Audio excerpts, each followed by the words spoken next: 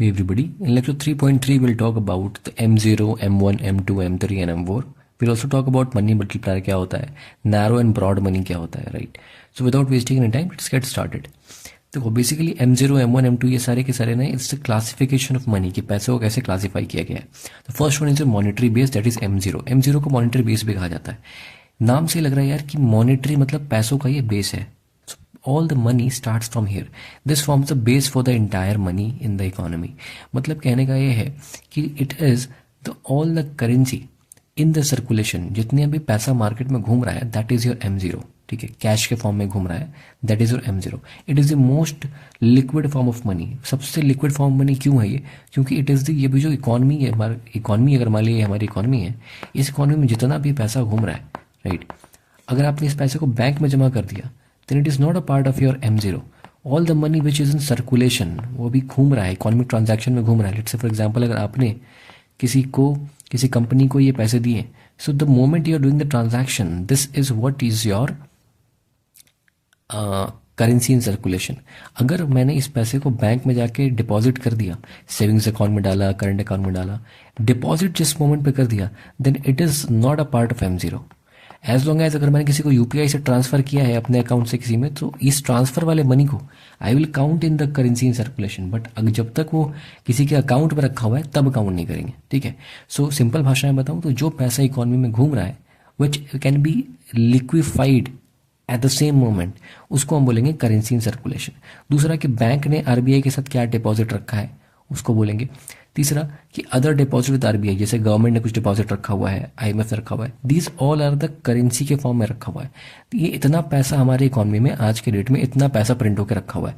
This basically is your M0. तो इसको simple भाषा में क्या बोलेंगे कि इकोनॉमी में हमारे कितना पैसा प्रिंट करके रखा हुआ है, ये आपका मॉनेटरी बेस होता है. ठीक है, क्योंकि इसी के आगे ना ट्रांजैक्शन होगा. ट्रांजैक्शन तो इसी के आगे होगा ना, कितना पैसा मेरे पास है. अगर मान लो कि इकोनॉमी में लेट्स से फॉर एग्जाम्पल 1,000 रुपये ही होते हैं पूरे इकोनॉमी में, ठीक है, तो उस 1,000 से सारा ट्रांजैक्शन होना था, क्योंकि that is your base.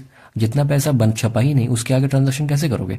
So everything starts from here, that's forms the basis for the entire monetary circulation. ठीक है, तो इसको अब MCQ के लिए क्या याद रखना है कि इसको हाई पावर्ड मनी भी कहते हैं. तो एग्जाम में अगर आपके M0 बोले या फिर मॉनेटरी बेस बोले, हाई पावर्ड मनी बोले, सब एक ही बात है. ठीक है, now it is a total liability of the RBI. This is also a point जहां से MCQ बनेगा आपका. क्या मतलब होता है टोटल लायबिलिटी ऑफ आरबीआई का.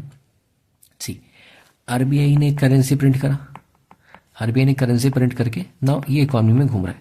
सो अल्टीमेटली सूनर और लेटर क्या है कि जो पैसे अगर मेरे पास हैं तो ये किसको पे करना है. अल्टीमेटली जहां से क्रिएशन हुआ है वही तो लायबिलिटी उसकी होगी. एंड क्रिएशन हुआ कहाँ से, क्रिएशन तो आरबीआई से ही हुआ है ना, यहीं से ओरिजिनेट हुआ. This is the origin point. So liability सारी किसकी बनती है, आरबीआई की. So it is a total liability of RBI. On the other hand जब हम आगे पढ़ेंगे M3 के बारे में, तो M3 is a total liability of the banks in the country. ठीक है, आगे पढ़ेंगे इसके बारे में. सो MCQ यहाँ से बन सकता है, एक बड़ा अच्छा MCQ बन सकता है कि आपसे कंफ्यूज करने के लिए क्वेश्चन देखे ना आस्क यू कि M0 is the total liability of banks, but it's a wrong statement, right. M0 is the total liability of RBI, whereas M3 is a total liability of the banks. तो ये statement आगे के लिए हम लोग ध्यान रखेंगे. आगे मैं बताऊंगा आपको M3 के बारे में. So again let's revise it quickly. M0 का मतलब हाई पावर्ड मनी है और मॉनेटरी बेस बनाता है. It is total liability of the RBI. It is the most liquid form of money, क्योंकि सब अभी इकोनॉमिक ट्रांजैक्शन में ही है.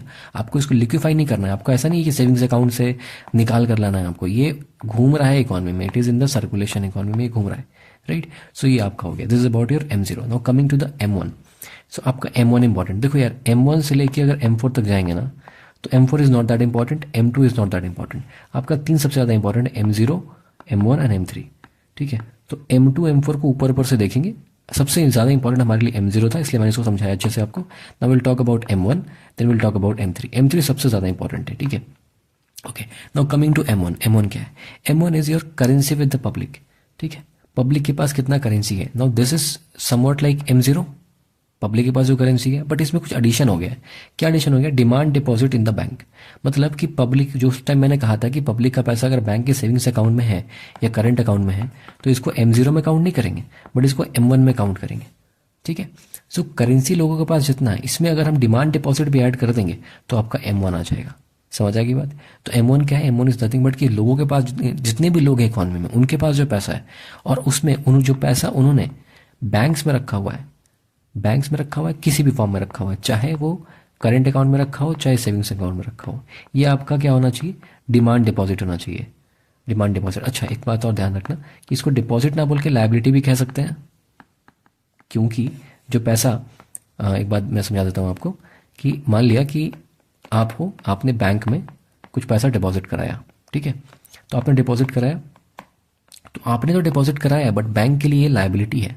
क्यों? क्योंकि बैंक को आपको ये पैसा कभी ना कभी रिटर्न करना है और बैंक इसमें आपको इंटरेस्ट भी देती है, तो बैंक के लिए क्या है, ये लायबिलिटी है। सो डिपॉजिट एंड लायबिलिटीज, ये जो दो टर्म है ना, ये इंटरचेंजेबली यूज हो जाते हैं। तो आपको अगर टाइम लायबिलिटी बोल दे या डिमांड लायबिलिटी बोल दे, एनडीटीएल, तो मतलब कि या डिपॉजिट बोले या लायबिलिटी बोले, एक ही बात है, ठीक, कंफ्यूज नहीं होना है। सो बेसिकली M0 का मतलब क्या था, करेंसी पर लोगों के पास जो करेंसी है, एंड डिमांड डिपॉजिट जो बैंक्स के पास रखा हुआ है, that is your CASA, that is current account and savings account में जो पैसे रखे हुए हैं, इनको भी हम ऐड कर देंगे तो M1 आ जाएगा हमारा।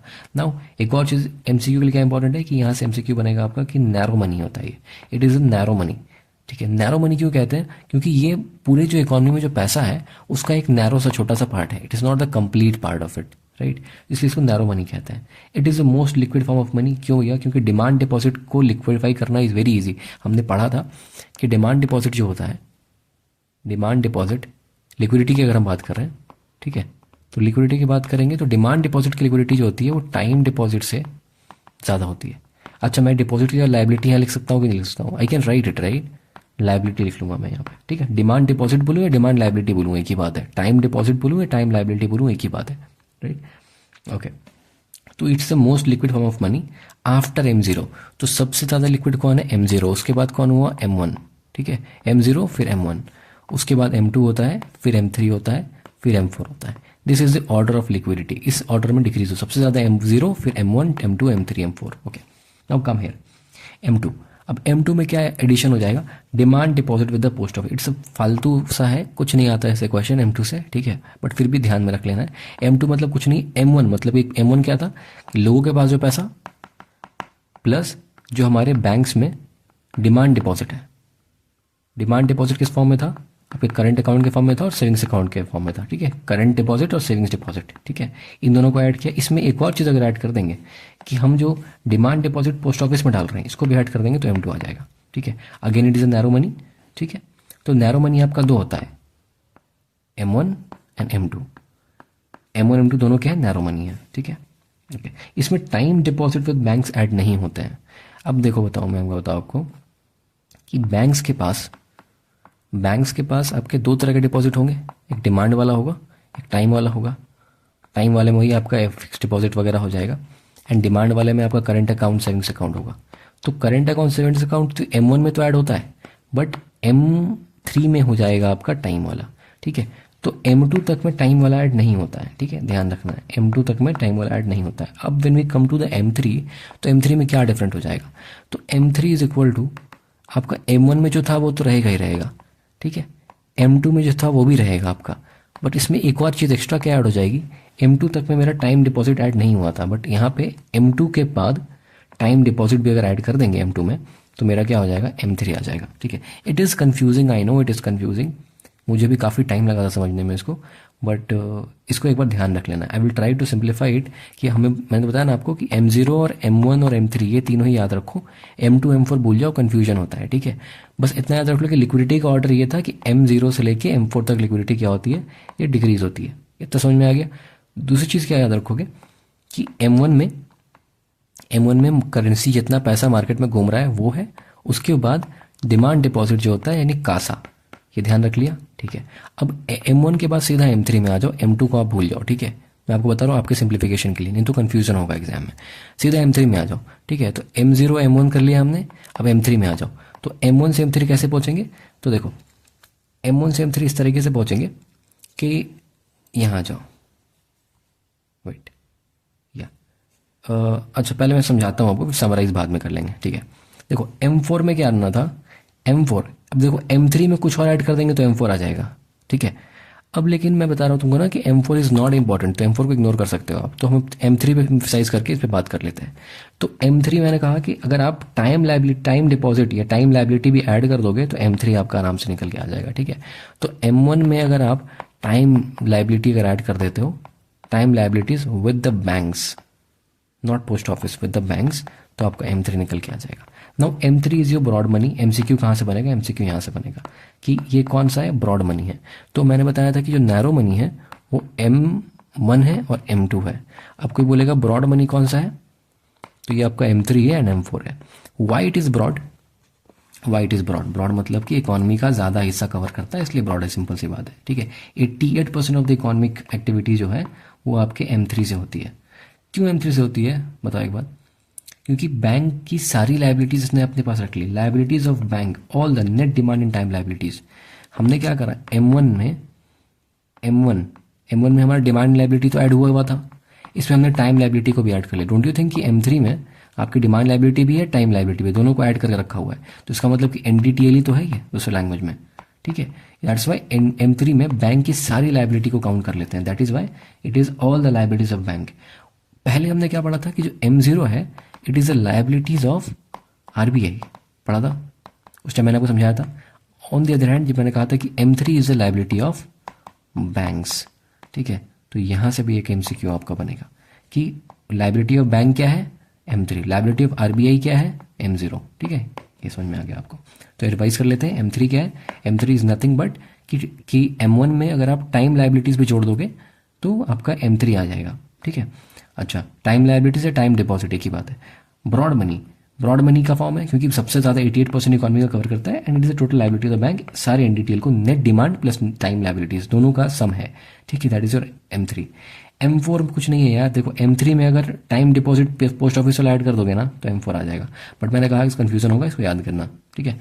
ब्रॉड मनी का पार्ट है M4, बताया था मैंने। नैरो में M1 M2, ब्रॉड में आपका M3 M4, ठीक है, ठीक है। तो ब्रॉड में आपका M3 आ गया, ब्रॉड में M4 आ गया, ओके। लिक्विडिटी की बात हमने कर ली कि M0 का सबसे हाईएस्ट है, M4 का सबसे लीस्ट है, ओके। नाउ समराइज करने की कोशिश करते हैं इसको, ठीक है। लोगों के पास जो पैसा था, ठीक है, और उसमें डिमांड डिपॉजिट बैंक में हमने ऐड कर दी। डिमांड डिपॉजिट का मतलब क्या होगा यहाँ पे? CASA, current account and savings account, दोनों में जो पैसा होगा उसको अगर जोड़ देंगे तो M1 आ जाएगा, ठीक है, ओके। अब लोगों के पास जो पैसा था plus demand deposit in the bank, banks में जो डिमांड डिपॉजिट मतलब कि कासा, अगेन कासा वाला, ये सेम चीज़ यहाँ पे मैंने लिखा हुआ है, ठीक है। एंड इसमें एक और चीज़ अगर ऐड कर, टाइम डिपॉजिट भी ऐड कर दिया तो M3 आ जाएगा, ठीक है। तो M1 से अगर मेरे को M3 पहुँचना है तो कुछ नहीं करना है, देखो यहाँ तक तो M1 ही है, ये M1 ही है। यहाँ से अगर यहाँ M3 तक पहुँचना है, M1 से M3 पहुँचना है तो कुछ नहीं करना, टाइम डिपॉजिट ऐड कर देना है, ठीक है, क्लियर है। Now M1 is a narrow money, M3 is a broad money. M3 88% cover करता है and M3 is a total liabilities of the bank. Simple है, M1 से लेके M3 तक हमने कर लिया, M0 भी देख लिया, ठीक है। M0 का मैं बेसिक थिंग्स सिग्निफिकेंस आपको बताऊं तो M0 का मतलब ये होता है कि इकोनॉमी में कितना पैसा पड़ा हुआ है, नोट कितना है, करेंसी कितनी है इकोनॉमी में, कितना फ्रेश पैसा बन के पड़ा हुआ है and that is circulating in the economy, ठीक है, कितना टोटल नोट है, ठीक है, ये हो गया। समरी देख लो, समरी M4 की समरी है यार, M4 तो बताया, M4 is not that important, ठीक है। तो ये हो गया and this is all about your M0 से लेके M0, M1, M2, M3 and M4। Narrow broad money में देख लिया। एक टॉपिक बच रहा है आपका money multiplier, okay. So let me make you understand कि what is money multiplier, just a second, alright, okay. Let's understand what is money multiplier. What is money, एक सेकेंड, what is money multiplier, what is money multiplier. देखो इसका formula जो होता है वो होता है money supply, that is money supply divided by your M0, ठीक है। M0 क्या था? वही हमारा मॉनेटरी बेस, ठीक है। समझने की कोशिश करो, कहना क्या चाह रहा है, मनी सप्लाई इकोनॉमी में कितना पैसा इकोनॉमी में फ्लो हो रहा है। सप्लाई का मतलब क्या हुआ कि कितना पैसा बेसिकली आपका इकोनॉमी में फ्लो हो रहा है, that is money supply, okay, alright. I am sorry. Monetary base M0 का मतलब क्या है कि कितना पैसा प्रिंट हुआ था, इतना पैसा RBI ने छाप के दिया था मार्केट में घुमाने के लिए।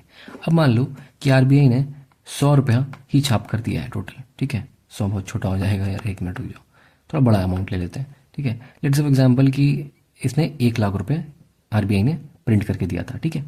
1 लाख रुपये क्या हुआ था कि RBI ने प्रिंट किया था, ओके, वेल एंड गुड। और मनी सप्लाई क्या हो रहा है कि एक आउट ऑफ दिस 1 लाख 50,000 है ना, 50K है, ये मनी सप्लाई है। तो मनी मल्टीप्लायर कितना हो जाएगा, 50K divide by 1 lakh, it is 1/2। ठीक है, so it is what, it is less than 1, it is less than 1, this money multiplier is less than 1। तो इसका क्या मतलब हुआ कि जितना पैसा छपा था वो कम है, और जितना पैसा घूम रहा है वो, सॉरी, जितना पैसा छपा था वो ज़्यादा था, जितना पैसा घूम रहा है वो कम है। इसका मतलब कि जितना छपा था उतना घूम नहीं पाया इकॉनमी में। ठीक है, तो डिज़ायरेबल क्या होता है कि मनी मल्टीप्लायर क्या हो, ज़्यादा हो, 1 से ज़्यादा हो। तभी तो होगा कि जितना, मान लो कि मैंने 1 लाख रुपए छापा, ये 1 लाख रुपए किसी बंदे के पास गया, उसने उससे कुछ इनकम अर्न किया, वो 1 लाख रुपए और गया तो 1.5 लाख बन गया, किसी और के पास गया उसने और अर्न किया, ये 2 लाख बन गया।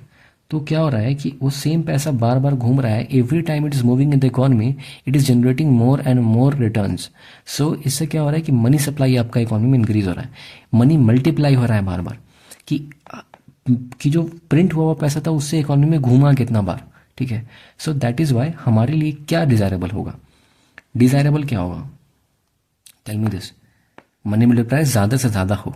यूपीएससी ने क्वेश्चन में पूछा है, ठीक है, कि मनी मल्टीप्लायर का इम्पैक्ट किस चीज़ से पड़ेगा, कि लोग अगर ज़्यादा बैंकिंग हैबिट रखेंगे तो उससे मनी मल्टीप्लायर बढ़ेगा। कैसे, तो अगर बैंकिंग हैबिट ज़्यादा है लोगों की, लोग ज़्यादा डिपॉजिट करेंगे बैंक में, ठीक है, ज़्यादा ट्रांजैक्शन होगा, ज़्यादा इकोनॉमिक एक्टिविटी होगी, तो ज़्यादा मनी मल्टीप्लाई होगा।